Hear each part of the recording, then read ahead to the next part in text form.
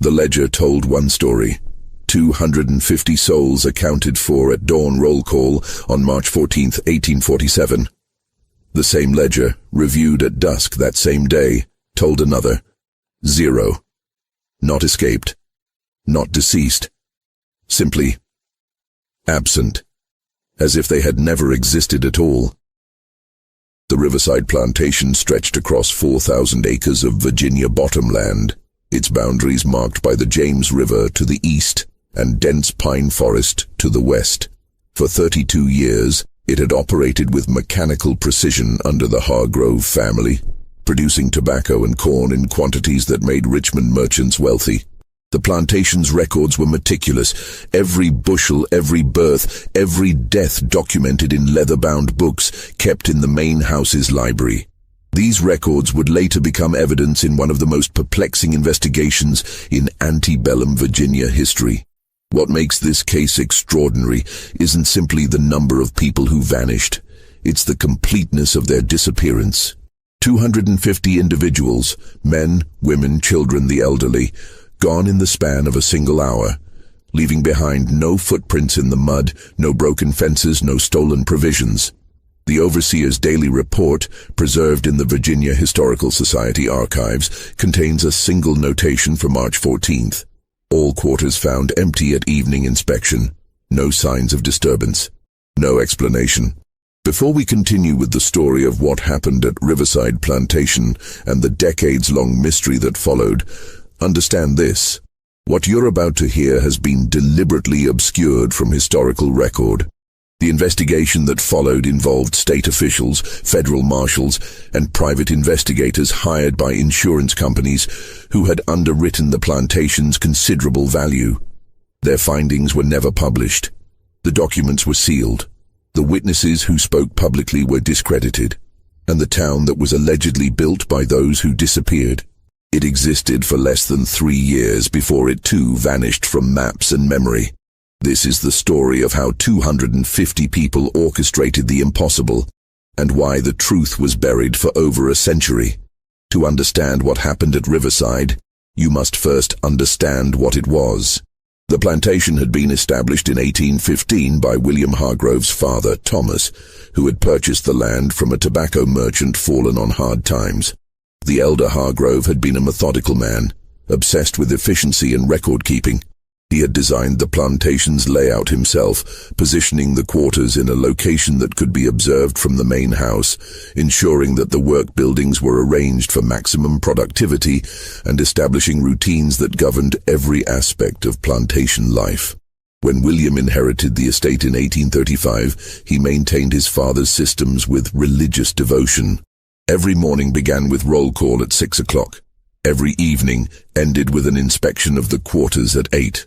Meals were served at precise times. Work assignments were posted on a board outside the overseer's cottage.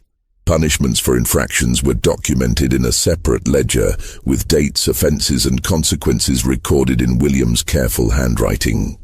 The main house was a 3-story structure of red brick, with white columns supporting a wide porch that wrapped around 3 sides. From the second-floor windows one could see across the entire plantation, the quarters to the north, the tobacco fields to the south, the cornfields to the west, and the river glinting in the distance to the east. William's study occupied the southeast corner of the second floor, positioned so he could observe both the quarters and the main work areas without leaving his desk. Catherine Hargrove, William's wife, managed the domestic operations with similar precision. She had been raised on a plantation in South Carolina and brought with her firm ideas about how a household should be run.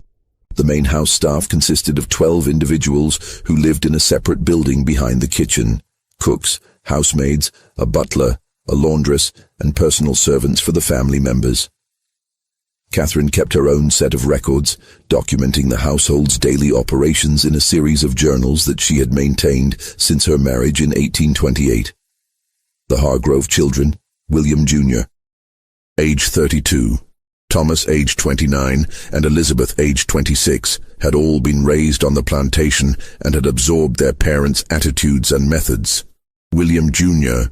managed the tobacco operation, Thomas oversaw the corn production and livestock, and Elizabeth, unmarried and living at home, assisted her mother with household management and served as the plantation's unofficial schoolteacher for the family's younger relatives and the children of neighboring plantation owners. By all accounts, the Hargroves considered themselves enlightened owners.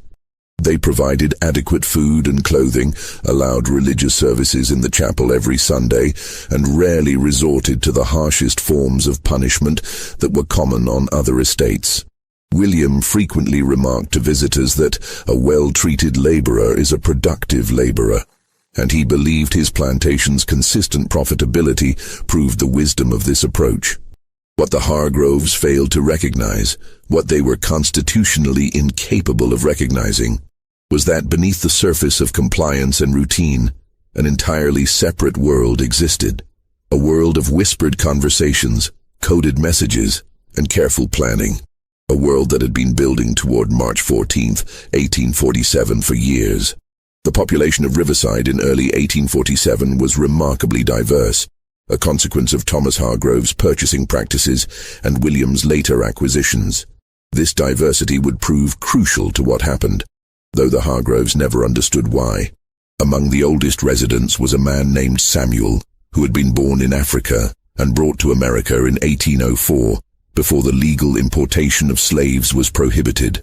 He was in his 60s by 1847, his hair completely white, his body bent from decades of labor, but his mind remained sharp, and he served as an unofficial elder and advisor to the community. Samuel spoke multiple African languages and served as a bridge between the African-born residents and those born in America.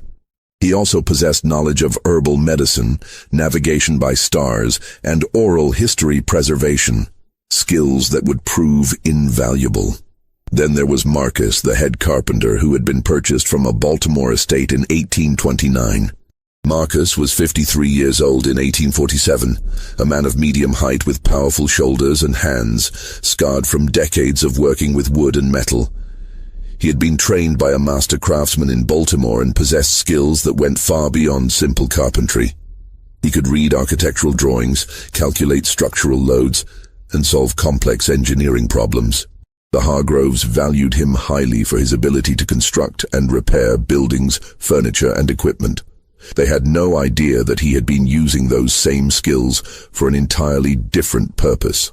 Marcus had a wife, Hannah, and 3 children, 2 daughters, Rachel and Sarah, ages 19 and 16, and a son, David, age 14.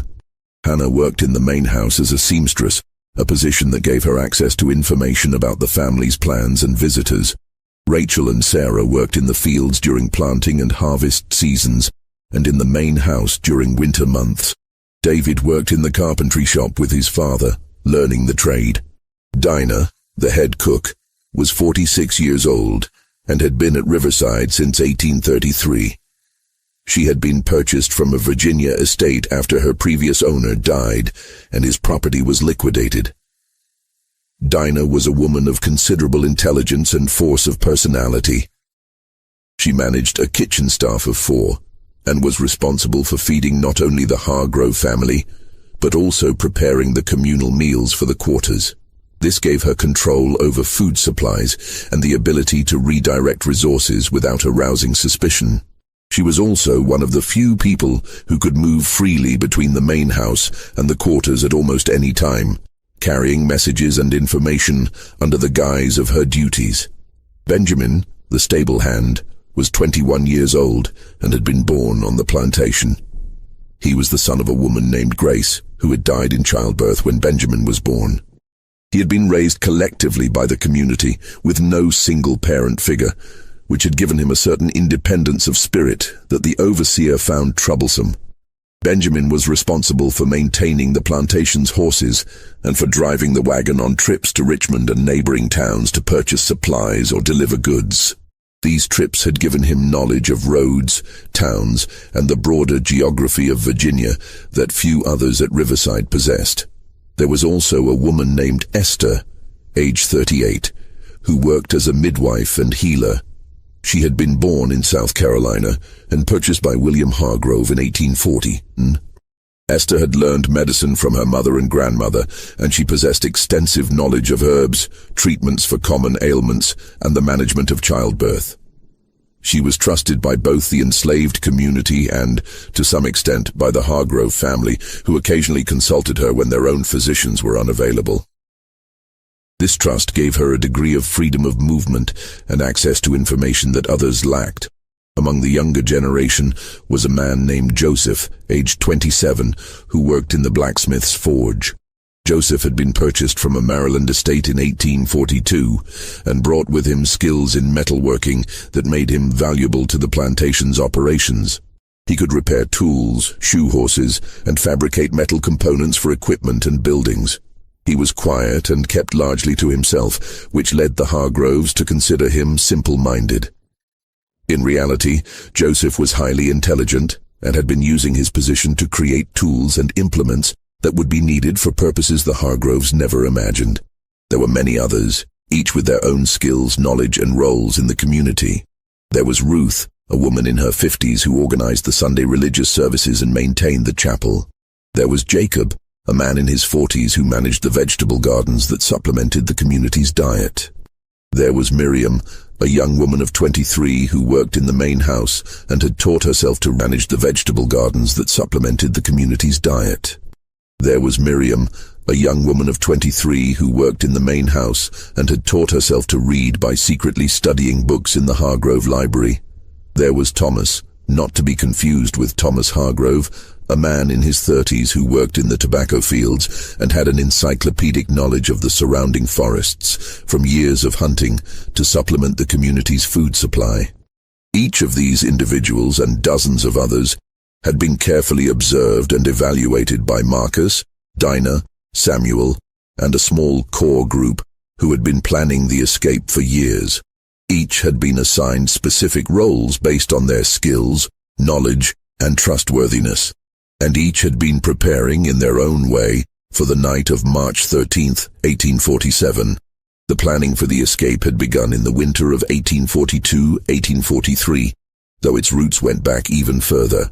The catalyst had been a conversation between Marcus and Samuel, the two oldest and most respected men in the community. It had been a cold January night, and Marcus had been working late in his shop, repairing a wagon wheel by lamplight.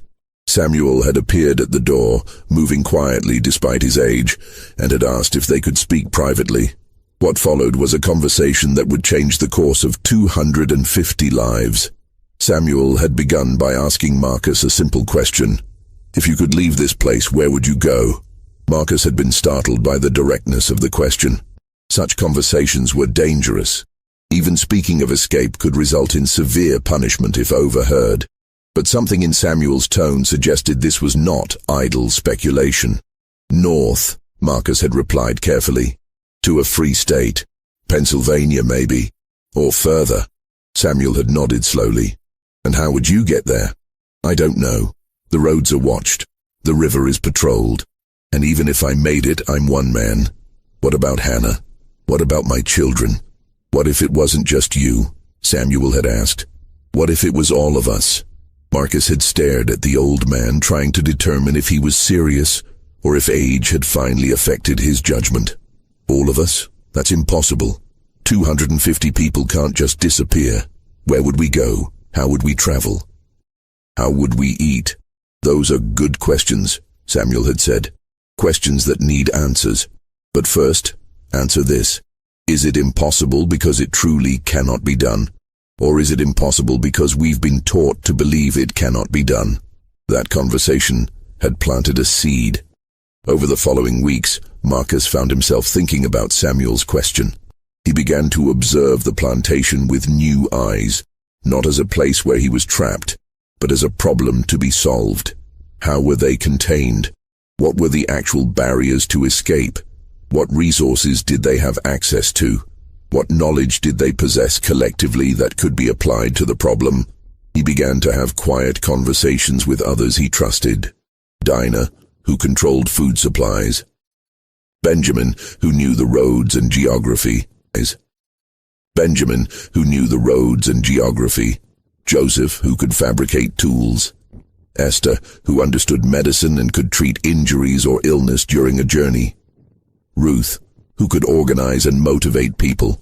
Each conversation was careful, oblique, never stating the ultimate goal explicitly, but feeling out whether the person could be trusted and what they might contribute. By the spring of 1843, a core group of about 15 people had formed. They met in small groups, never all together, usually during the Sunday religious services when conversation was expected and less likely to be monitored. They began to develop what would eventually become the plan. The first major decision was about destination. The initial assumption had been that they would flee north, to free states or Canada. But as they discussed the logistics, the problems became apparent. The distance was enormous, hundreds of miles. The route would take them through populated areas where they would be conspicuous. Even if they reached free territory, they would be fugitives, subject to recapture under federal law. And the journey would be especially difficult for the elderly, the very young, and the infirm. It was Samuel who proposed the alternative.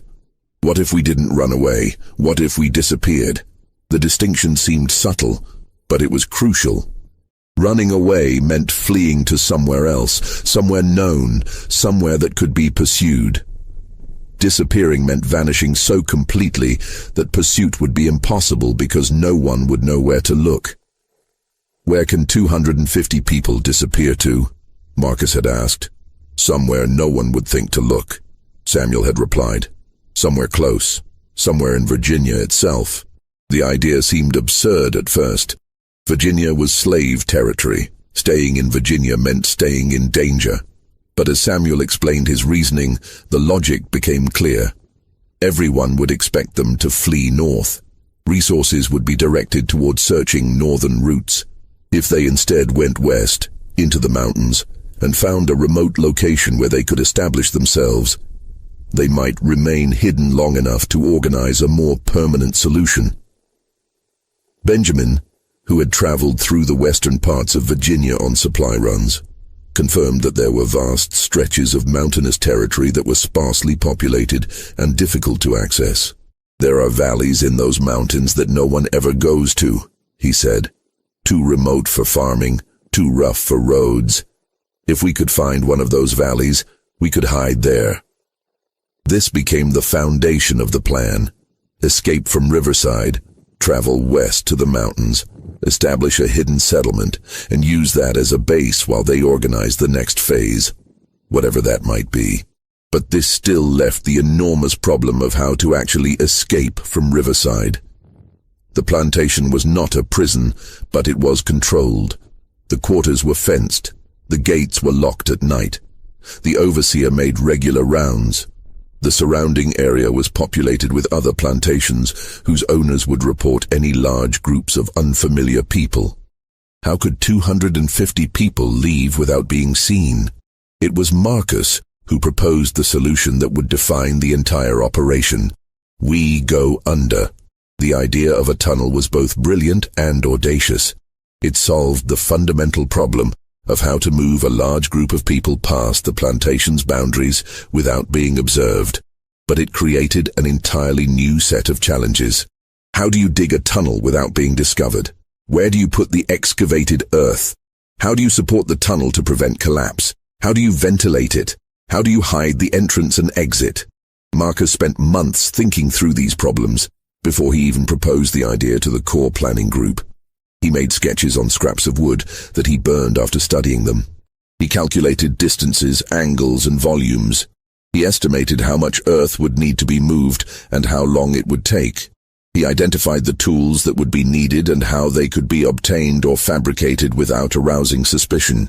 When he finally presented the plan to the group in the fall of 1843, their initial reaction was that it was impossible. The tunnel would need to be at least half a mile long to reach beyond the plantation's boundaries. It would need to be tall enough for people to walk through, which meant moving an enormous volume of earth. It would require timber supports, which would need to be obtained and installed. And all of this would need to be done in secret, at night, while maintaining the appearance of normal plantation life during the day. "It's impossible," Dinah had said flatly. "Probably," Marcus had agreed. But what's our alternative? That question hung in the air. They had no alternative. Every other option they had considered, fleeing by road, by river, through the forests, had insurmountable problems. The tunnel was impossible, but it was the only impossible plan that had any chance of success. How long would it take? Samuel had asked. 4 years, Marcus had said. Maybe 5. If we work every night that we can, if we're careful, if we're lucky. 4 years. It seemed like an eternity, but they had already waited lifetimes. What was 4 more years if it meant freedom? The group agreed to attempt it. They would begin in the spring of 1844 as soon as the ground thawed enough to dig. They would work in shifts, with different people taking turns so that no one would be too exhausted to perform their regular duties during the day. They would use the Sunday religious services to coordinate and communicate, and they would tell no one outside the core group until the tunnel was complete, and they were ready to execute the escape. The location of the tunnel entrance was chosen carefully. Marcus's cabin was on the eastern edge of the quarters, closest to the river. It was also one of the larger cabins, housing Marcus's family and 2 other families, 11 people in total. The cabin had a wooden floor, which was unusual. Most of the quarters had dirt floors. Marcus had built the floor himself years earlier, and the Hargroves had approved it as an example of the kind of improvement that industrious workers could achieve. What the Hargroves didn't know was that Marcus had built the floor with a hidden access panel. A section of floorboards in the corner of the cabin could be lifted to reveal the earth beneath. This would become the entrance to the tunnel. The first night of digging was in April 1844. 6 men, Marcus lifted the floor panel, revealing a square of earth about 3 feet on each side. They began to dig. The work was brutally difficult. The earth was dense clay mixed with rocks and roots. They had only basic tools, a few shovels, a pickaxe, a pry bar that had been carefully hidden in the carpentry shop. They could make noise, but not too much. The overseer's cottage was 100 yards away and sound carried at night. They could use lamps, but only dim ones, and only inside the cabin with the windows covered. That first night, they dug down about 3 feet and removed perhaps half a cubic yard of earth. The earth was placed in burlap sacks and hidden under the cabin's floorboards. The next day, during regular work activities, the sacks were emptied in small quantities across the plantation, mixed into the vegetable gardens, spread in the tobacco fields, dumped in the compost heaps. No single location received enough earth to be noticeable. This became the pattern. Dig at night, dispose of earth during the day. Slowly, painfully, the shaft descended into the ground. After 2 weeks, they had reached a depth of about 12 feet. At this point, Marcus made the decision to begin tunneling horizontally, angling slightly upward to maintain drainage and prevent flooding. The tunnel would head east toward the river, but would curve slightly north to emerge in a ravine that Benjamin had identified as a suitable exit point. The horizontal tunneling was even more difficult than the vertical shaft. They were working in a confined space, lying on their stomachs or crouching, passing buckets of earth backward to be hauled up the shaft. The air was stale and difficult to breathe. The darkness was absolute, except for the small lamps they used. The constant fear of collapse was exhausting, but they persisted. Night after night, week after week, month after month, the tunnel extended eastward. Marcus designed and built a simple ventilation system using hollow reeds that extended from the tunnel to the surface, disguised as natural vegetation. Joseph fabricated metal brackets and supports in the blacksmith shop, claiming they were for various plantation projects, and these were installed in the tunnel to reinforce the walls and ceiling. Timber supports were cut from trees in the forest, ostensibly for firewood or construction projects, and were secretly diverted to the tunnel. By the end of 1844, the tunnel extended about 200 feet from the shaft. By the end of 1845, it had reached 400 feet. The work was taking longer than Marcus had initially estimated. The earth was more difficult than expected, the ventilation problems were more severe, and the physical toll on the workers was greater than anticipated. Several times they had to stop work for weeks to allow injuries to heal or to address structural problems in the tunnel. But they kept going. The core group expanded slightly as more people were brought into the secret and assigned roles. Some worked on the tunnel itself. Others focused on gathering supplies, food that could be preserved, clothing that could be hidden, tools that would be needed for the journey and for establishing a settlement. Still others worked on intelligence gathering, learning about the geography of Western Virginia, identifying potential routes, making contact with people who might help. Dinah used her position to slowly accumulate extra food supplies. She would request slightly more than needed for the main house, and the excess would be preserved and hidden. Salt, dried beans, smoked meat, flour, all accumulated in small quantities that wouldn't be missed individually but that added up over months and years to a substantial stockpile. Hannah, working as a seamstress in the main house, made extra clothing and blankets, claiming they were needed for repairs or replacements. These were hidden away for the journey. Benjamin, on his trips to Richmond and other towns, carefully observed and memorized routes, landmarks, and the locations of towns and settlements. He also made discreet contact with free black communities and learned about networks of people who helped fugitives. Esther prepared medical supplies, herbs, bandages, remedies for common ailments and injuries that might occur during the journey. Ruth organized a system of communication using songs and coded phrases during religious services. Different hymns or variations in how they were sung conveyed information about the tunnel's progress, problems that needed to be addressed, or changes in the plan. By the winter of 1846-1847, the tunnel was nearly complete. It extended over 800 feet from the entrance shaft to an exit point in a ravine about 300 yards from the river.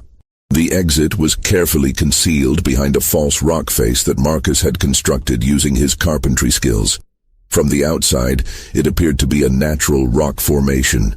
Only someone who knew exactly where to look and what to look for would be able to find it. The tunnel itself was a remarkable achievement.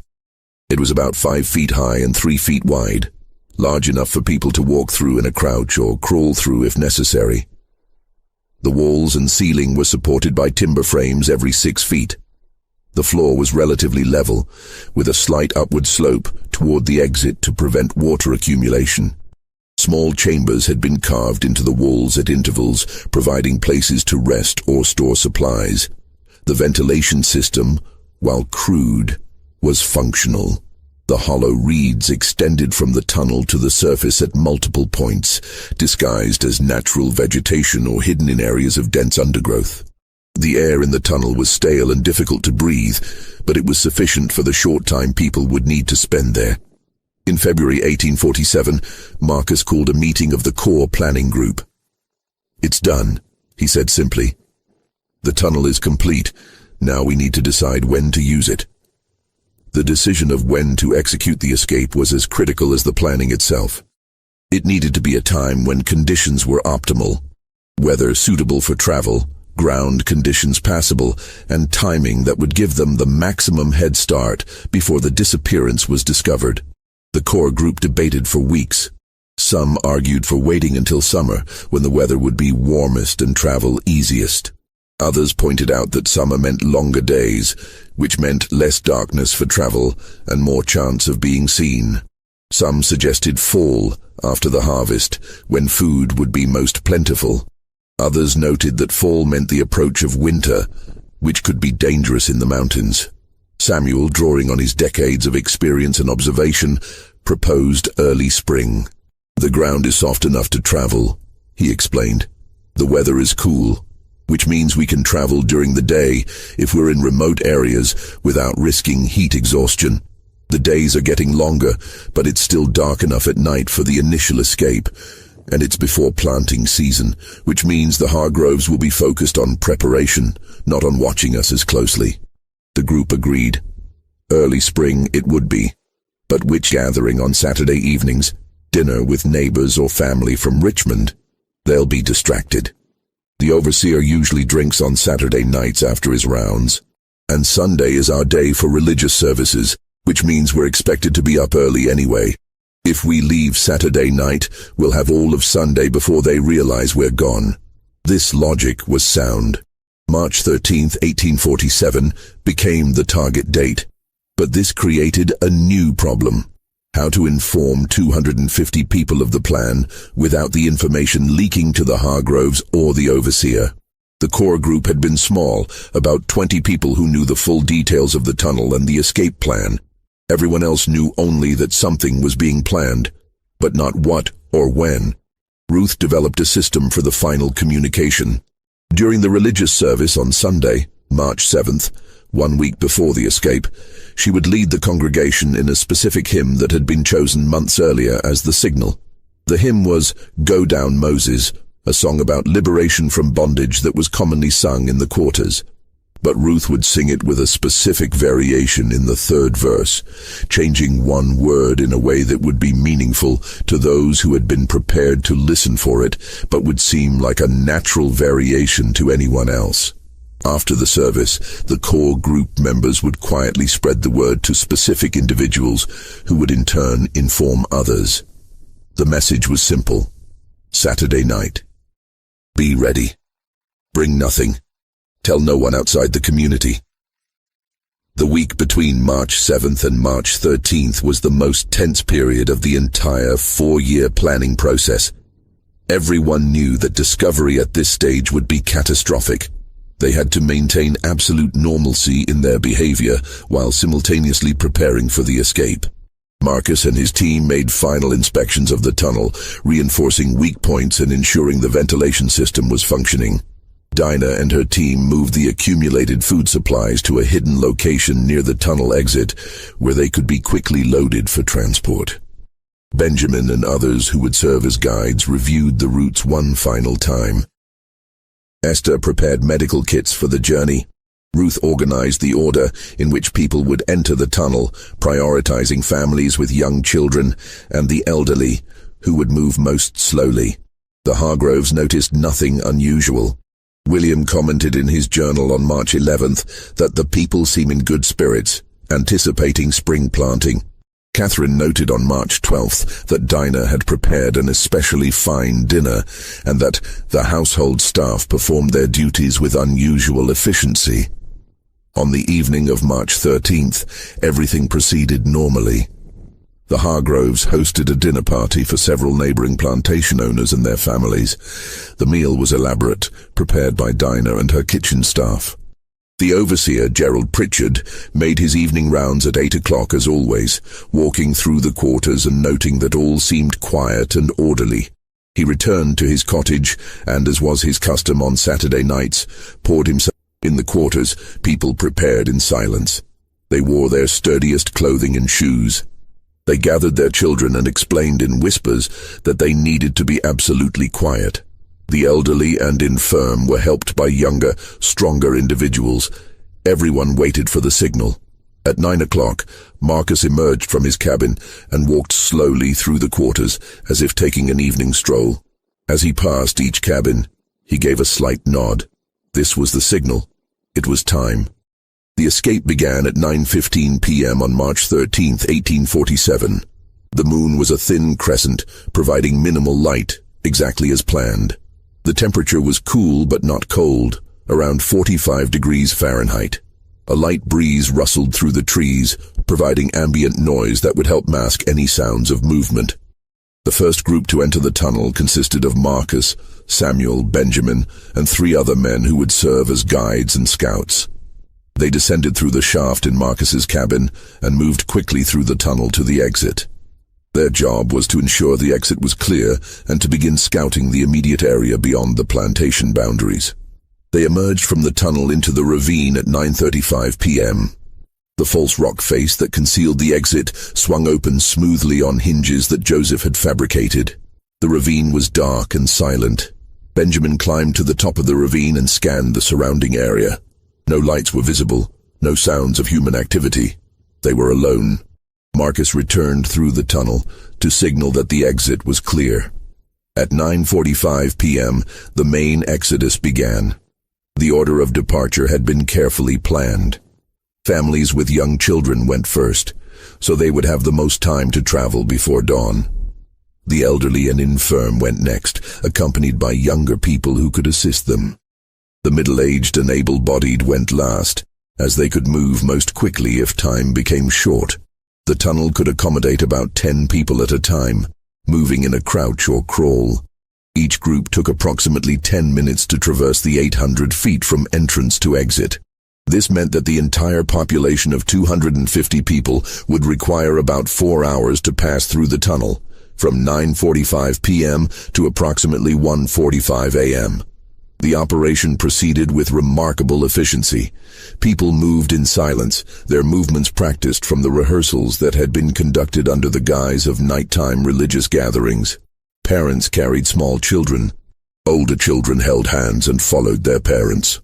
The elderly were supported by younger relatives or neighbors. Everyone knew their place in the order and moved when signaled.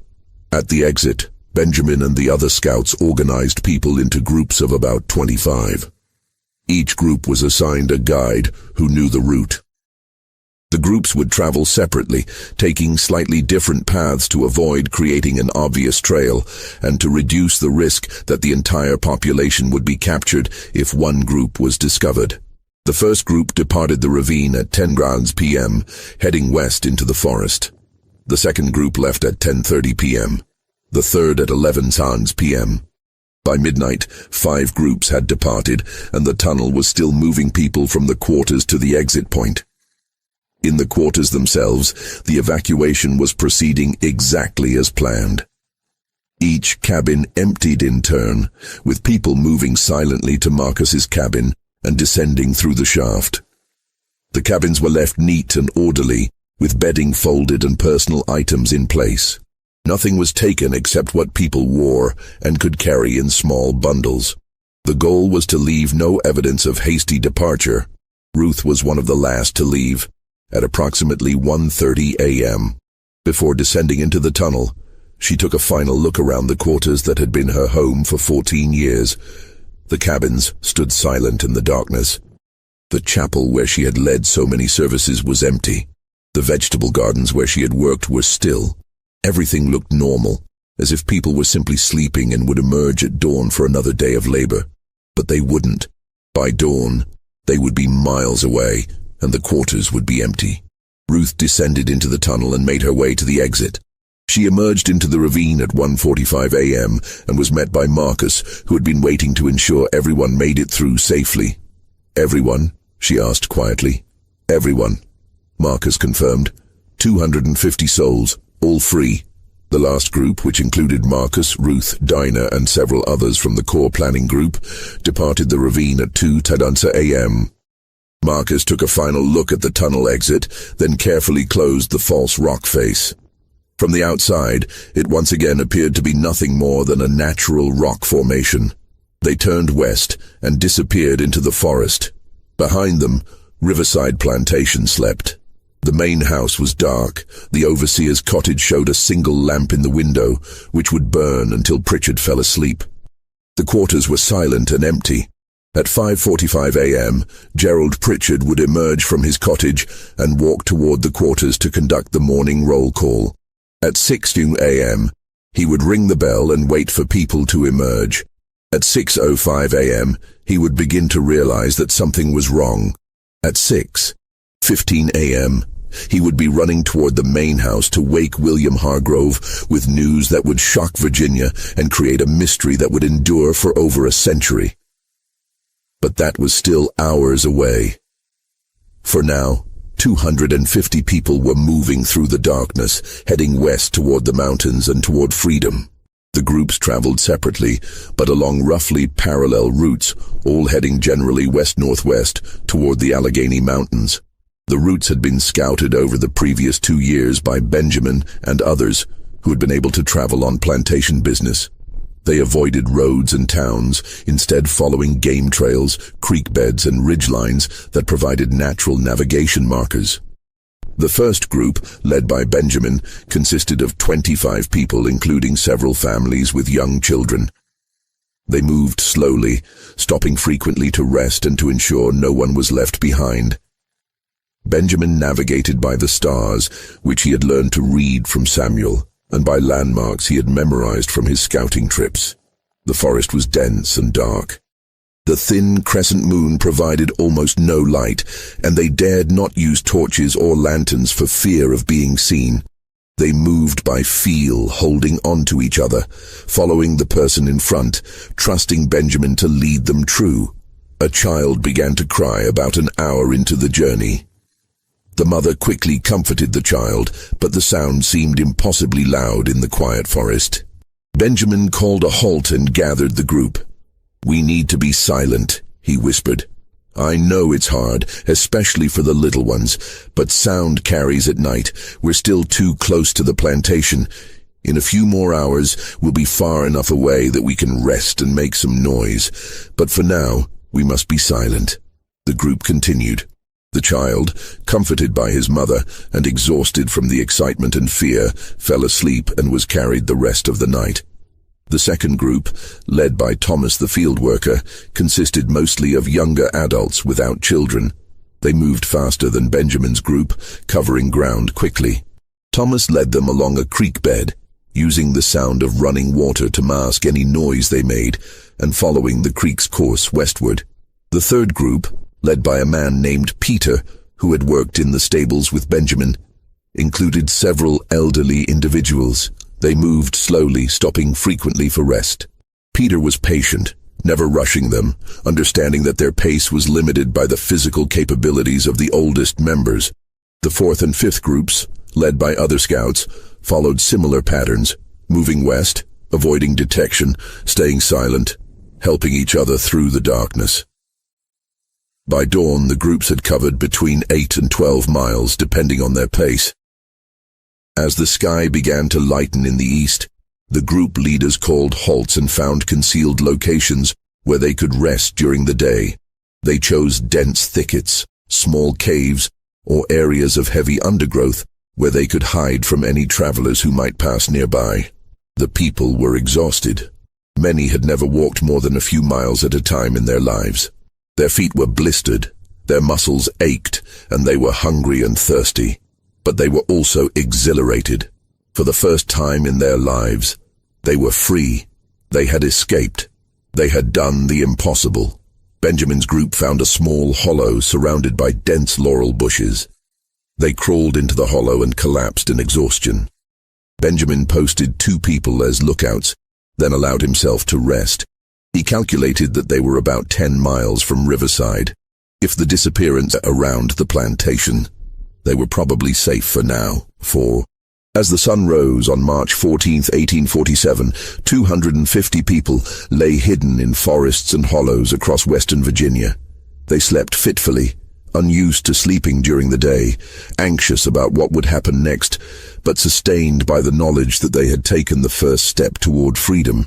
Behind them, at Riverside Plantation, Gerald Pritchard was discovering the empty quarters and running to wake William Hargrove with impossible news. The journey to the mountains took 13 days. The groups traveled only at night, hiding during the day in whatever concealment they could find. They moved slowly, limited by the pace of the elderly and the young children, and by the need to avoid detection. The route took them through some of the most remote territory in Virginia. They crossed the James River on the second night, using a ford that Benjamin had identified during his scouting. The water was cold and the current was strong, but everyone made it across safely. They continued west, climbing gradually into the foothills of the Alleghenies. Food was a constant concern. The supplies that had been hidden near the tunnel exit had been distributed among the groups, but it was not enough to sustain 250 people for 2 weeks. They supplemented their supplies by foraging, gathering wild plants, proved invaluable, as did the hunting skills of several men who had experience providing food for the quarters. Water was less of a problem. The route followed streams and rivers for much of the way, providing ample fresh water. But the constant walking in wet conditions led to problems with blistered and infected feet. Esther treated these injuries as best she could with the limited medical supplies she had brought, but several people developed serious infections that slowed their travel. On the 5th night, they had their first serious scare. One of the groups, led by Peter, was moving along a ridgeline when they heard dogs barking in the distance. The sound was unmistakable. Bloodhounds, the kind used to track fugitives. Peter immediately led his group off the ridgeline and into a dense thicket, where they huddled in silence, barely breathing. The barking grew louder, then seemed to circle around them, then gradually faded into the distance. They waited for 2 hours, not moving, before Peter finally decided it was safe to continue. They never learned whether the dogs had been tracking them specifically or were part of a general search, but the incident reinforced the need for absolute caution. The groups maintained minimal contact with each other during the journey. Occasionally, 2 groups would encounter each other at a planned rendezvous point, where they would exchange information and redistribute supplies. But mostly, they traveled independently, reducing the risk that all would be captured if one group was discovered. On the 8th night, Benjamin's group reached the edge of the mountains. The terrain became steeper, the forests denser, the travel more difficult. But they were also entering territory that was more remote and less likely to be searched. Benjamin felt a cautious optimism that they might actually succeed. The groups began to converge as they approached their destination. The target was a valley that Benjamin and Marcus had identified during their planning. It was located deep in the Alleghenies, accessible only by narrow trails, surrounded by steep ridges that made it naturally defensible. A stream ran through the valley, providing fresh water. The valley floor was relatively flat and appeared suitable for farming. Most importantly, it was remote, miles from the nearest settlement, invisible from any road or traveled route. On the 13th night, March 26, 1847, the first group reached the valley. Benjamin led them down a narrow trail that descended from a ridgeline into the valley floor. As they emerged from the forest into the open space, people stopped and stared. After 13 days of traveling through dense forest, sleeping in thickets and caves, constantly hiding and moving, they had reached a place where they could stop, a place where they could rest, a place where they could begin to build something new. Over the next 2 days, the other groups arrived. By the evening of March 28th, all 250 people had reached the valley. They were exhausted, hungry, and many were injured or ill. But they had made it. They had traveled over 100 miles through some of the most difficult terrain in Virginia, evading search parties and bloodhounds, and had reached their destination. That night, they gathered in the center of the valley for the first time since leaving Riverside. Samuel, the eldest, stood before them and spoke. "We have done what they said was impossible," he said, his voice strong despite his age. "We have freed ourselves. We have traveled through darkness and danger. We have reached this place, but our work is not finished. Now we must build. We must create a home here, a community, a life. We must prove that we can not only escape bondage, but can thrive in freedom. This valley has no name. We have no name. We are people who are not supposed to exist in a place that is not supposed to be here. But we are here, and we will make this work." The people responded with quiet determination. They were too exhausted for celebration, too aware of the challenges ahead. But they had accomplished the first step. They had escaped. They had disappeared. And now, they would build. The first weeks in the valley were focused on survival. Shelter was the immediate priority. The weather in late March was unpredictable: cold nights, occasional rain, and the constant threat of late-season snow. People needed protection from the elements. Marcus organized construction teams. Using tools that had been brought from Riverside and others that Joseph fabricated from materials found in the forest, they began building structures. The first buildings were simple, log cabins with mud chinking, thatched roofs and dirt floors. But they were weatherproof and provided shelter. The construction proceeded quickly because of the skills that people brought with them. Marcus's carpentry expertise was crucial, but others contributed as well. Several men had experience with log construction from building and repairing structures at Riverside. Women who had worked in the fields knew how to gather and prepare thatch for roofing. Joseph's metalworking skills allowed him to fabricate hinges, nails, and other hardware from scrap metal.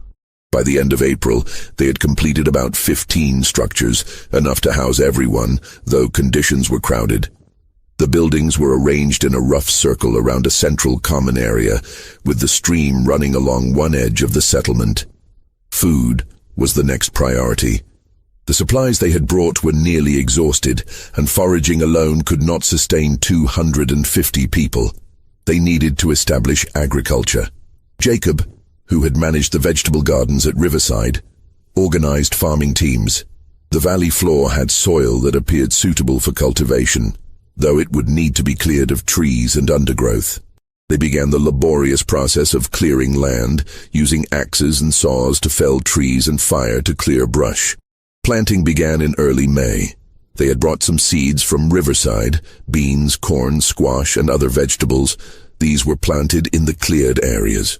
They also identified wild plants in the surrounding forests that could be cultivated, berries, nuts, and edible roots.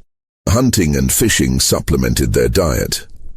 Several men who had experience hunting at Riverside organized hunting parties that ranged into the surrounding forests. The streams in the valley and the nearby river provided fish. Esther's knowledge of edible plants helped them identify additional food sources. Water was abundant. The stream that ran through the valley provided fresh water year-round. They dug a central well in the common area to provide easier access and to ensure water would be available even if the stream froze in winter. As the basic needs of shelter and food were addressed, attention turned to organization and governance. The community needed structure, rules, and systems for making decisions. Samuel, Marcus, Ruth, Dinah, and several others formed an informal council that met regularly to address problems and make decisions. They established basic rules. Everyone would contribute to the community's work according to their abilities. Resources would be shared equitably. Disputes would be resolved through discussion and consensus rather than force. And the security of the community would be every watch system. The valley's remote location provided some security, but they couldn't assume they were completely safe. Teams of 2 people were assigned to watch the trails leading into the valley, rotating every few hours. If anyone approached, the watchers would sound an alarm, and the community would hide in the forests until the threat passed. Education was another priority. Ruth organized a school for the children, teaching them to read, write, and do basic mathematics. Several adults who had learned to read also attended, eager to acquire skills that had been denied to them at Riverside. The school met in a building that also served as a chapel and community meeting hall. By midsummer, the settlement had taken on the character of a functioning community. The buildings were more substantial, with some structures now having wooden floors and glass windows salvaged from abandoned structures they had found in the surrounding area. The fields were producing vegetables. Hunting and fishing provided regular protein. People had established routines and roles. Children played in the common area. Adults worked during the day and gathered in the evenings to share meals and conversation. But they also remained aware that their situation was precarious. They were fugitives living in a hidden valley in Virginia, a slave state. Discovery would mean recapture and punishment. They maintained strict security, with the watch system operating continuously. They avoided making fires during the day when smoke might be visible from a distance. They kept noise to a minimum, and they constantly discussed what their next step should be. Some argued for staying in the valley permanently, building a self-sufficient community that could exist indefinitely in isolation. Others insisted that staying in Virginia was too dangerous and that they should eventually move north to free territory or Canada. Still others proposed a more radical idea, that they should make contact with abolitionists and use their story to support the anti-slavery cause. These debates continued throughout the summer and fall of 1847, with no clear consensus emerging. Meanwhile, the community continued to grow and develop. By the end of the year, the population had actually increased slightly. Several women who had been pregnant during the escape had given birth, and a few other fugitives, having heard rumors of a hidden settlement, had found their way to the valley and been welcomed into the community. The settlement had no official name, People referred to it simply as the valley or the place. This anonymity was intentional. A name would make it more real, more findable, more vulnerable. They were a community that existed in the spaces between maps, a town that had no name because it wasn't supposed to exist, but exist it did. Through the summer and fall of 1847, through the winter of 1847-1848, and into the spring and summer of 1848, the nameless town thrived. The fields produced good harvests. The buildings were expanded and improved. The school educated children and adults. The community developed traditions and celebrations. People who had lived their entire lives in bondage were learning what it meant to be free. And then, in the fall of 1849, hunters stumbled upon the valley. The hunters were 3 men from a town about 30 miles to the north.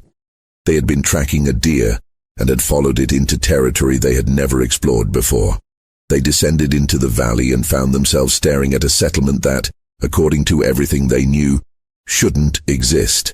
The watchers saw the hunters before the hunters saw the settlement. The alarm was sounded, a specific pattern of whistles that carried through the valley. People immediately stopped what they were doing and moved toward the forest, following evacuation plans that had been practiced regularly for exactly this situation. By the time the hunters reached the settlement, it appeared deserted. Buildings stood with doors open. Fires burned in hearths. Food sat on tables. But there were no people visible. The hunters explored cautiously, confused by what they were seeing. The settlement was clearly inhabited. The buildings were well maintained. The fields were cultivated. There were signs of recent activity everywhere. But where were the people? One of the hunters noticed movement in the forest and called out. There was no response. The hunters conferred briefly, then decided to leave. This was strange, possibly dangerous, and definitely something they should report to authorities. They left the valley and returned to their town. Within days, word of the mysterious settlement had spread. Within a week, a militia force had been organized to investigate. Within 2 weeks, the militia arrived at the valley. The settlement was empty. Not deserted in the sense that people had just stepped away temporarily, as it had appeared to the hunters. Empty in the sense that it had been deliberately abandoned. The buildings stood intact, but personal items were gone. The fields showed signs of recent harvest. The fires were cold, and there was no indication of where the inhabitants had gone. The militia searched the surrounding area for days, finding nothing. No trails, no campsites, no signs of a large group moving through the forest. It was as if the people had simply vanished, just as they had vanished from Riverside Plantation 2.5 years earlier. The authorities ordered the settlement destroyed. The buildings were burned, the fields were trampled, and efforts were made to erase all evidence that the town had ever existed. The location was noted in official reports, but these reports were not made public. The incident was embarrassing. A hidden community of fugitives had existed for over 2 years for the people. How did they disappear a second time? The answer lies in the warning system and evacuation plans that the community had maintained since its founding. When the hunters were spotted, the alarm was sounded. People immediately evacuated to pre-designated hiding places in the forests surrounding the valley. They remained hidden while the hunters explored the settlement, then waited until the hunters left. But the council recognized that discovery was now inevitable. The hunters would report what they had found. Authorities would investigate. The valley was no longer safe. Over the next 2 weeks, while the hunters were spreading word of their discovery, and while the militia was being organized, the community executed a second exodus. This time, they had the advantage of preparation. They had supplies, tools, and experience. They had identified multiple potential destinations during their 2 years in the valley, and they had established contacts with networks of people who helped fugitives. The community split into smaller groups, each heading in a different direction. Some went north, toward Pennsylvania and Ohio. Some went west, toward the territories. Some went south, paradoxically, to free black communities in cities where they could blend in and disappear into urban populations. And some, according to later accounts, went even deeper into the mountains to other hidden valleys that they had scouted as potential backup locations. The groups left at different times over the course of 2 weeks, ensuring that no single large movement would be noticed. They took everything they could carry and destroyed or hid everything else. By the time the militia arrived, the valley had been empty for several days. This second disappearance was even more complete than the first. The groups scattered so widely and blended so thoroughly into their destinations that tracking them became impossible. Some individuals later appeared in historical records under different names in different locations, but the community as a whole ceased to exist as a unified entity. The nameless town had served its purpose. It had provided a safe haven for 2.5 years, long enough for people to recover from their escape, to learn to live in freedom, and to make plans for their futures. And when it was no longer safe, they had the skills and experience to disappear again. While the nameless town was thriving in its hidden valley, Colonel Thomas Brennan was conducting his investigation into the errants from Riverside Plantation. His investigation, which lasted from March 1847 through the summer of that year, was exhaustive and frustrating in equal measure. Brennan was a methodical man, trained in military intelligence during his service in the Mexican-American War. He approached the Riverside case with the same systematic methodology he had used to track deserters and enemy movements during the war. But the Riverside case defied his methods at every turn. His first step was to document everything about the plantation and the disappearance. He interviewed the Hargrove family multiple times, taking detailed notes on their observations and routines. He interviewed Gerald Pritchard, the overseer, extensively. He examined the quarters, the tunnel, the plantation's records, and every piece of physical evidence he could find. He quickly determined that the disappearance had been meticulously planned over an extended period. The tunnel alone proved that. But how had such an extensive project been kept secret? Brennan calculated that the tunnel would have required thousands of hours of labor. Where had the excavated earth gone? How had the tools been obtained? How had the work been concealed? He found partial answers to some of these questions. The excavated earth had been dispersed across the plantation in small quantities, mixed with legitimate agricultural work. The tools had been fabricated in the blacksmith shop or diverted from plantation supplies in quantities too small to be noticed individually.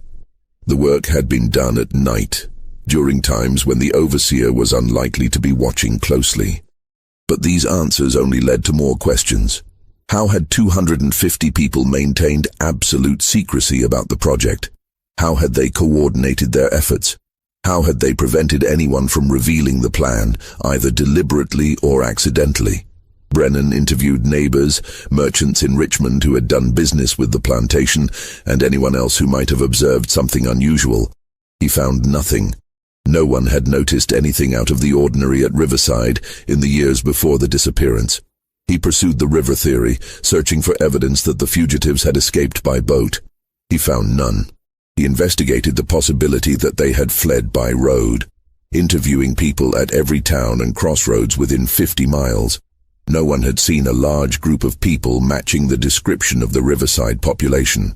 He brought in tracking dogs, which refused to follow any trail. He organized search parties that combed the forests and fields around the plantation. They found nothing. By May 1847, Brennan was forced to conclude that the fugitives had somehow traveled to a destination that was not being searched. But where? North seemed most likely, but his inquiries to authorities in Pennsylvania, Ohio, and other free states had produced no sightings. Canada was possible, but the distance seemed impossible for such a large group to travel undetected. It was in early June that he received the anonymous letter that mentioned the town that has no name and suggested looking in the mountains of Western Virginia. Brennan's initial reaction was skepticism. Why would fugitives stay in Virginia? It made no strategic sense. But the letter's mention of traveling beneath the earth troubled him. The writer clearly knew about the tunnel. And if the writer knew about the tunnel, they might know about the destination as well. Brennan decided to investigate. He assembled a small team, 3 men he trusted, and headed west into the Alleghenies. He had no specific destination, only the vague instruction to look for a hidden settlement in the mountains. The search took 3 weeks. They explored remote valleys, followed rumors and hints from people they encountered, and gradually worked their way deeper into the mountains. And then, in late June 1847, they found it. The discovery of the nameless town was the culmination of Brennan's investigation, but it also presented him with an impossible dilemma. His duty was clear. Report the location, facilitate the return of the fugitives to their legal owner. But standing in that valley, seeing what these people had built, understanding the years of planning and courage that had brought them there, he found his certainty wavering. His conversation with Marcus, the carpenter who had designed the tunnel and led the escape, was the most extraordinary of his life. Marcus explained the planning, the execution, and the philosophy behind the escape with remarkable candor. He didn't plead or beg. He simply explained, as one intelligent man to another, what they had done and why. "We're not asking for your approval," Marcus said. "We're not asking for your help. We're simply asking that you consider what you found here before you decide what to do with that knowledge." Brennan asked questions. How had they maintained secrecy? "Trust," Marcus replied. "We trusted each other completely, and we understood that our survival depended on that trust." How had they coordinated such a complex operation? Careful planning, years of preparation, and a willingness to work together toward a common goal. What did they plan to do next? Survive, build, and eventually find a way to help others do the same. Brennan spent 2 days in the valley, observing the community, talking with people, trying to understand what he had found. He saw children learning to read in Ruth's school. He saw fields being cultivated. He saw people working together, making decisions collectively, building something that resembled the democratic ideals he had fought for in the war. On the 3rd day, he made his decision. He would return to Richmond and file a report stating that his investigation had reached a dead end. The fugitives had scattered and could not be located. The case should be closed. Marcus asked him why he was making this choice. Brennan's answer was simple. "Because what you've done here is more important than the law that says you shouldn't have done it. I don't know if that makes me a traitor to my duty or true to my principles, but I know that I can't be the one to destroy this." Brennan kept his word. His official report, filed in July 1847, stated that the investigation had been exhaustive but unsuccessful. The fugitives had vanished completely, likely having scattered in multiple directions and integrated into free black communities in the north. He recommended that the case be closed and the insurance claims be paid. But Brennan also kept detailed private records of everything he had found, including the location of the valley and his conversations with Marcus and others. These records, discovered after his death in 1873, provide the most complete account of what happened at Riverside and in the nameless town. Brennan continued to monitor the situation after his official investigation ended. He maintained contact with people who might have information about the settlement. He learned of its continued existence through 1848 and into 1849, and he learned of its discovery by hunters and the second disappearance in the fall of 1849. His private papers express both admiration for what the community accomplished and sadness that it could not be sustained. They proved that people who had been treated as property could organize themselves, govern themselves, and thrive in freedom. He wrote, "That they were forced to disappear again is a tragedy, but not a failure. They succeeded in the most important sense. They freed themselves and lived as free people, even if only for a short time." What happened to specific individuals after the second disappearance is largely a matter of speculation and fragmentary evidence. Historical records from the 1850s and beyond contain tantalizing hints, but definitive proof is elusive. A Marcus Freeman registered as a carpenter in Toronto, Canada in 1851. The registration records describe him as a man in his 50s, skilled in furniture making and architectural carpentry, originally from Virginia. The description matches Marcus from Riverside, but the surname Freeman was common among formerly enslaved people who had gained their freedom, so this could be coincidence. However, records show that Marcus Freeman of Toronto had a wife named Hannah and 3 children, Rachel, Sarah, and David, which matches the family structure of Marcus from Riverside exactly. Dinina Roberts opened a boarding house in Philadelphia in 1853. City directory listings describe her as a woman of color, originally from Virginia, operating a respectable establishment that catered to travelers and long-term residents. The boarding house was located in a neighborhood with a substantial free black population, and Dinina Roberts was noted in local records as being active in community organizations and the Underground Railroad. Again, the name is common enough that definitive identification is impossible, but the details are suggestive. A Benjamin Wright enlisted in the 54th Massachusetts Infantry Regiment in 1863, one of the first official African-American units in the Union Army.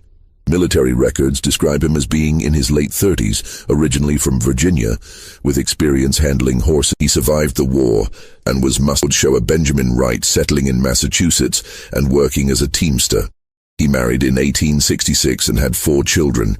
In a pension application filed in 1890, he mentioned having escaped from bondage in Virginia in 1847, which matches the timeline of the Riverside disappearance.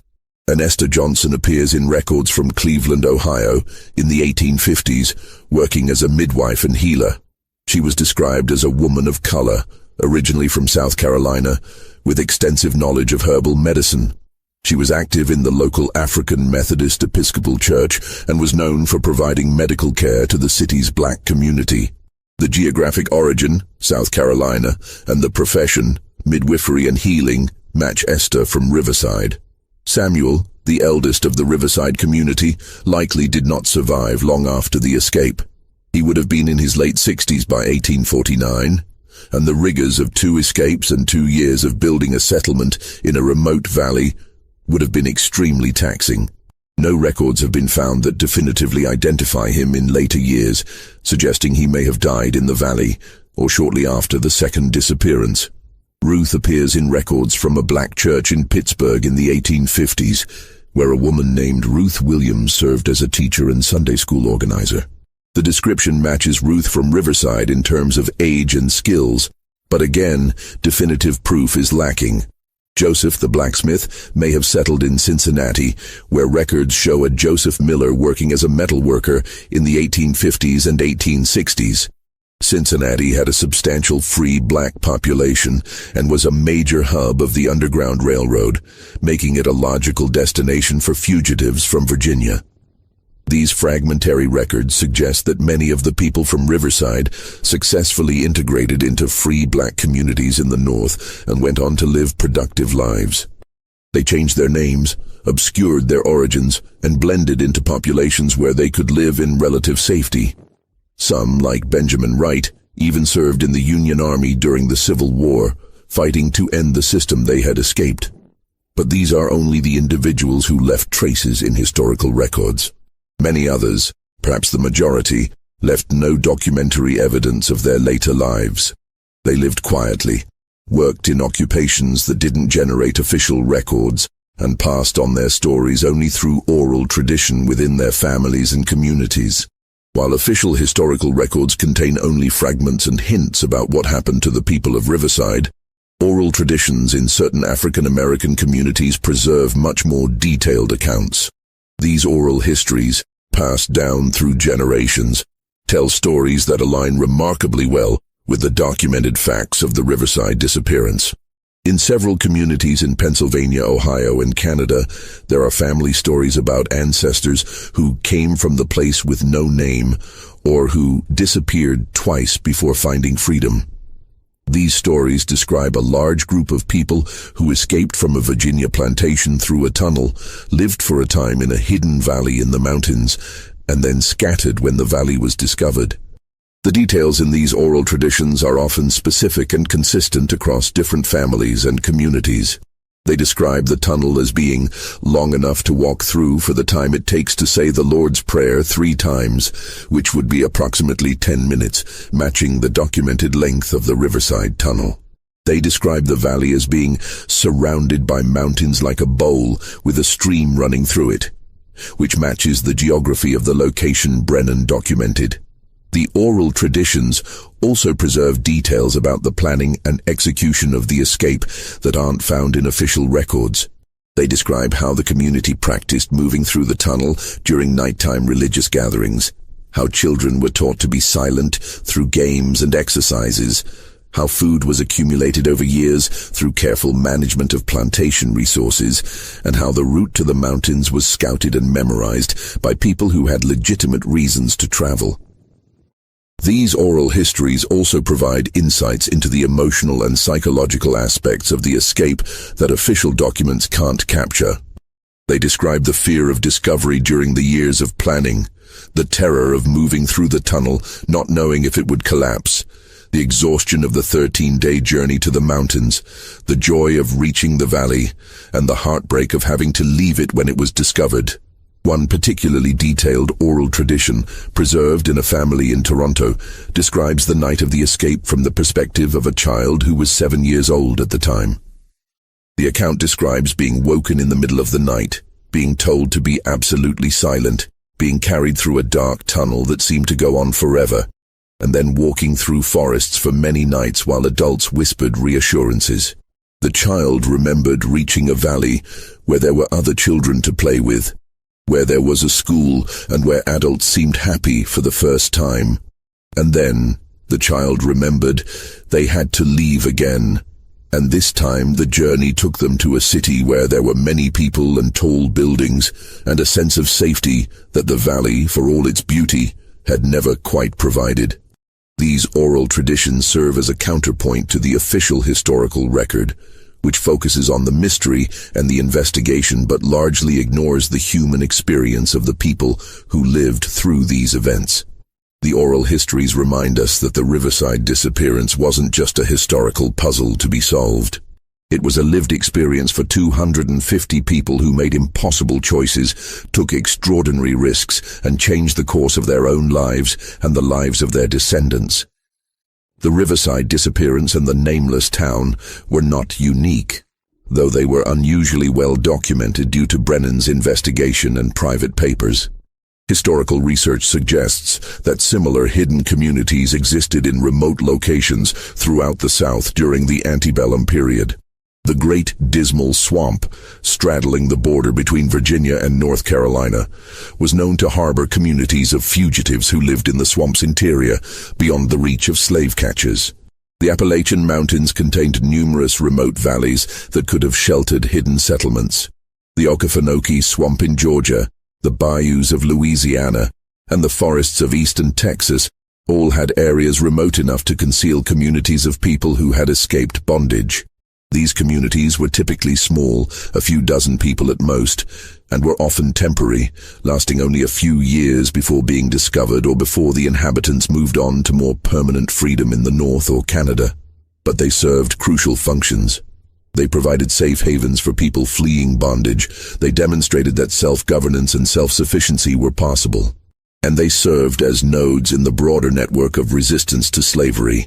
The nameless town in the Virginia mountains was unusual primarily in its size and in the completeness of its disappearance from the original plantation. Most escapes involved individuals or small groups. The coordination required to move 250 people simultaneously was extraordinary. But the underlying strategy, creating a hidden community in a remote location, was part of a broader pattern of resistance. The networks that supported these communities were extensive and sophisticated. Free black communities in cities provided resources, information, and contacts. Quaker communities and other religious groups opposed to slavery provided material support and safe houses. Even some white Southerners who were uncomfortable with slavery, though they might not actively oppose it, would sometimes turn a blind eye to fugitives passing through their areas. The Underground Railroad, which has become the most famous symbol of resistance to slavery, was only one part of this broader network. The Underground Railroad primarily facilitated movement from south to north, helping individuals and small groups reach free territory. But there were also networks that supported hidden communities within the South, providing them with supplies, information, and warnings about threats. The Riverside escape and the nameless town were products of these networks. The anonymous letter that led Brennan to the valley suggests that someone outside the community knew of its existence and was willing to reveal it, perhaps because they believed documentation was important. Perhaps because they wanted to ensure the story would be preserved, even if the community itself could not be sustained of its existence and was willing to reveal it. Perhaps because they believed documentation was important. Perhaps because they wanted to ensure the story would be preserved, even if the community itself could not be sustained. Why was the story of Riverside and the nameless town suppressed? Why were Brennan's findings sealed? Why were the documents scattered across different archives where they would be difficult to connect?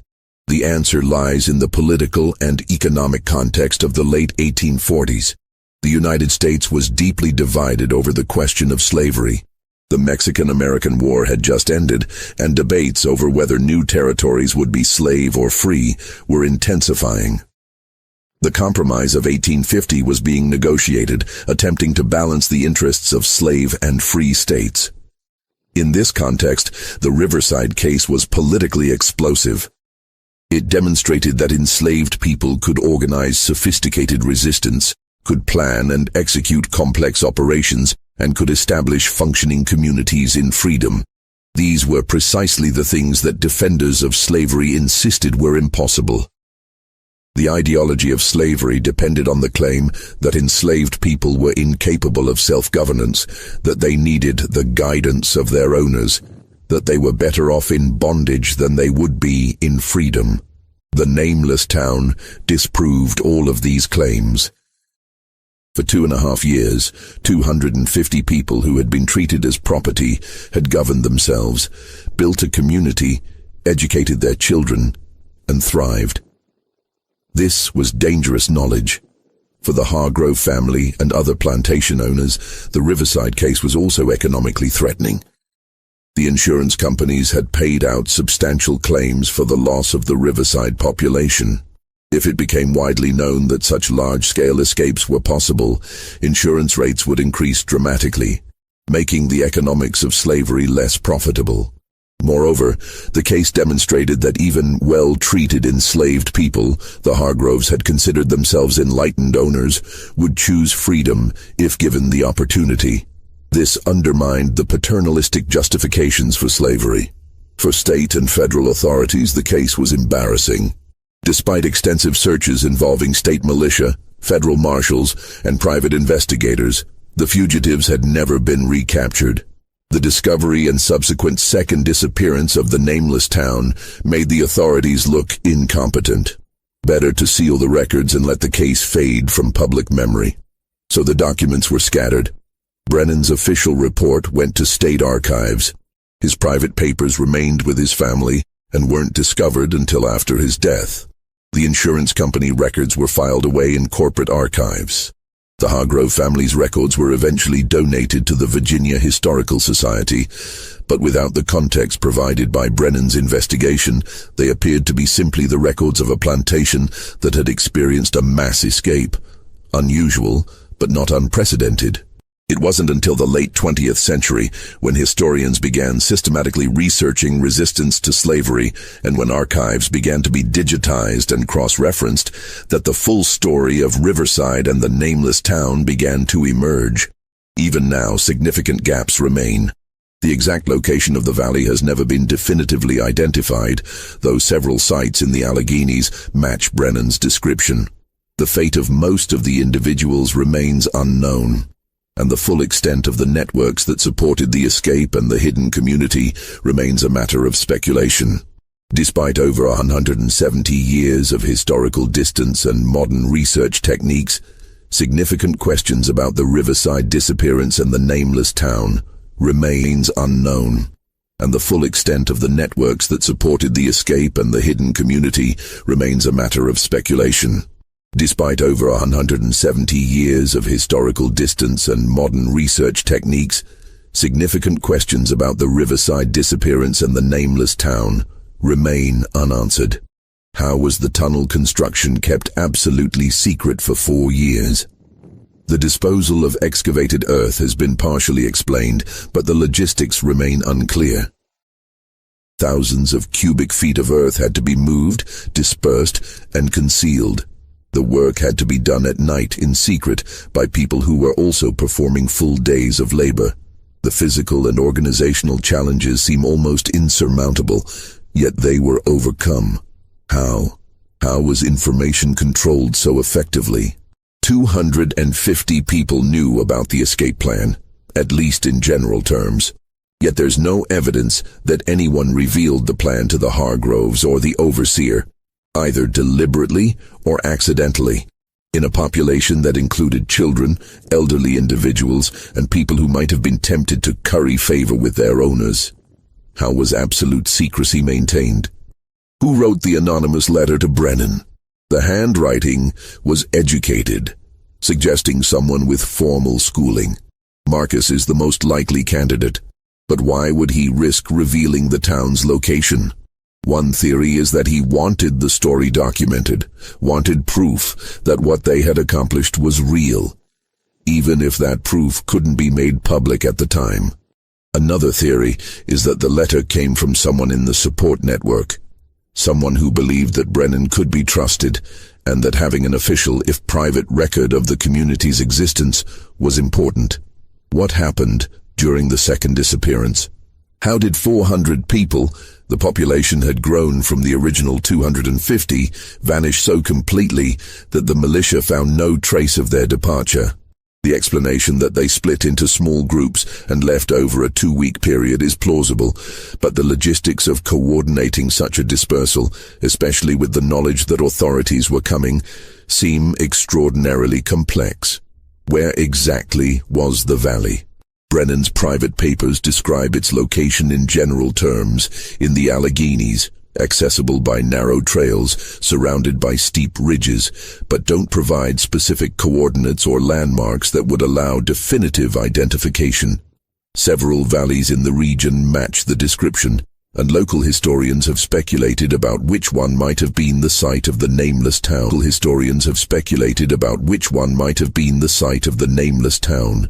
But without archaeological evidence, which would be difficult to find given that the structures were burned and the site was deliberately obscured, the exact location remains unknown. Did other hidden communities exist? The oral traditions and fragmentary historical evidence suggest that the nameless town was not unique, that other hidden settlements existed in remote locations throughout the South. But if these communities were successful in remaining hidden, they would have left little or no documentary evidence. How many other towns that have no name existed? How many other mass escapes were executed with such precision that they seemed impossible? We may never know. What was the long-term impact of the Riverside escape on the broader resistance to slavery? Did the techniques developed for the Riverside escape, the tunnel, the coordinated mass movement, the hidden settlement, influence other resistance efforts? There are hints in the historical record that similar methods were used in other cases, but direct connections are difficult to prove. The suppression of the Riverside story means that it couldn't serve as an open example or inspiration, but information could have spread through the networks that supported resistance to slavery. The story of how 250 people disappeared from Riverside Plantation in 1 hour and built their own town is, at its core, a story about human capability, courage, and the drive for freedom. It's a story about Marcus, a carpenter who used his skills to design and build a tunnel that made the impossible possible. About Samuel, an elder who preserved knowledge and wisdom that guided the community. About Dinah, who used her position to accumulate resources and information. About Benjamin, who learned the geography that would lead them to safety. About Esther, who provided medical care that kept people alive. About Ruth, who organized and educated. About Joseph, who fabricated the tools they needed. and about dozens of others whose names we don't know, but whose contributions were essential. It's a story about planning and patience. 4 years of digging a tunnel in secret. Years of accumulating supplies in quantities too small to be noticed. Years of scouting routes and making contacts. Years of building trust and maintaining secrecy. The escape wasn't spontaneous or lucky. It was the result of meticulous preparation and extraordinary discipline. It's a story about community and cooperation. 250 people working together toward a common goal, trusting each other completely, supporting each other through danger and hardship. The escape succeeded not because of individual heroism, though there was plenty of that, but because of collective action and mutual support. It's a story about resilience and adaptation. When the nameless town was discovered, the community didn't surrender or despair. They executed a second disappearance, scattered to new locations, and continued their lives in freedom. They had learned that freedom wasn't a destination, but a continuous process of resistance, adaptation, and survival. And it's a story about the power of suppression and the importance of memory. The official historical record tried to erase this story, to make it disappear as completely as the people themselves had disappeared. But the story survived in private papers, in oral traditions, in fragmentary records scattered across archives. It survived because people believed it was important, because they understood that what happened at Riverside and in the nameless town was significant not just for those who lived through it, but for everyone who came after. The story challenges us to reconsider what we think we know about slavery and resistance. It demonstrates that enslaved people were not passive victims, but active agents who could plan, organize, and execute sophisticated operations. It shows that communities could be built and sustained even in the most difficult circumstances. And it reminds us that the historical record is incomplete, that there are stories that have been deliberately suppressed or accidentally lost, and that recovering these stories is essential to understanding our past. The tunnel at Riverside has long since been filled in. The valley where the nameless town stood has returned to forest. The people who orchestrated and executed the escape have been dead for over a century, but their story remains, preserved in documents and memories, a testament to what people can accomplish when survival demands the impossible. They were there, and then they weren't. 250 people who disappeared in an hour and built a town that existed for 2 years before disappearing again. A mystery that baffled investigators at the time and continues to fascinate historians today. A story that was supposed to be forgotten, but that refuses to be erased. And somewhere in those mountains, if you know where to look, you can still find traces.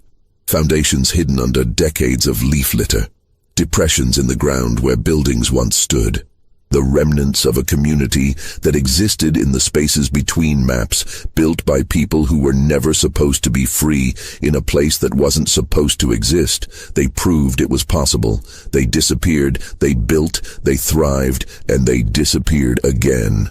And in doing so, they left a legacy that extends far beyond the 2.5 years that the nameless town existed.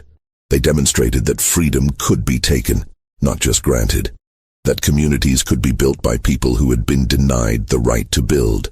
That the impossible could be achieved through planning, courage, and collective action. The official records say the case was closed in August 1847, that the fugitives were never found, that the mystery was never solved.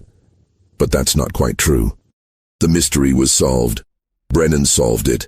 He found the nameless town. He spoke with the people who had built it.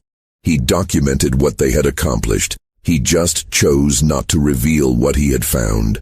He chose to let them keep their freedom, to let their town exist for as long as it could, to let their story remain hidden until a time when it could be told without endangering anyone. That time has come. The people of Riverside and the nameless town are long gone, but their story can finally be told. Not as a legend or a myth, but as a historical fact. 250 people disappeared from one plantation in 1 hour. They traveled through a tunnel they had spent 4 years building. They journeyed for 13 days through forests and mountains. They built a town in a hidden valley. They lived there for 2.5 years, and when that town was discovered, they disappeared again, scattering to new lives in new places. It happened. The records prove it. And the fact that it happened, that it was possible, that it was accomplished, matters more than any of the questions that remain unanswered. They did the impossible, and in doing so, they changed what we understand to be possible.